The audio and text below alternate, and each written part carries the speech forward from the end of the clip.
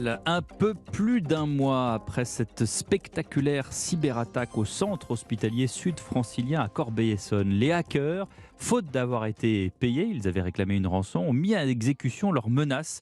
La divulgation, Nina Droff, de 11 gigaoctets de données personnelles de santé, ça représente un gros carton de dossier papier, hein. Oui, tout à fait, un gros carton qui renferme des données concernant à la fois les patients et les partenaires de l'hôpital de Corbeil-Essonnes.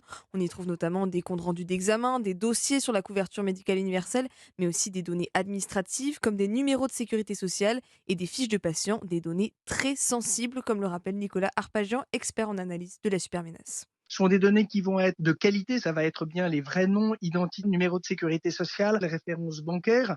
Donc ce sont des informations à valeur ajoutée qui peuvent être exploitées ultérieurement par des cybercriminels qui souhaiteraient conduire des opérations notamment d'usurpation d'identité.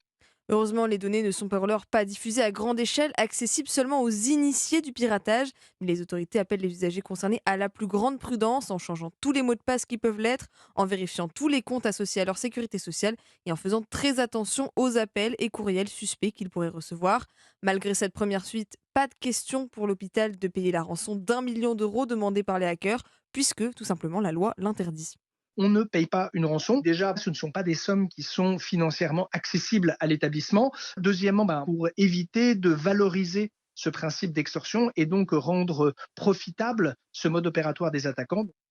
Faute de solution, les opérations se poursuivent à l'hôpital pour tenter de récupérer le contrôle total du système informatique et des données personnelles des patients.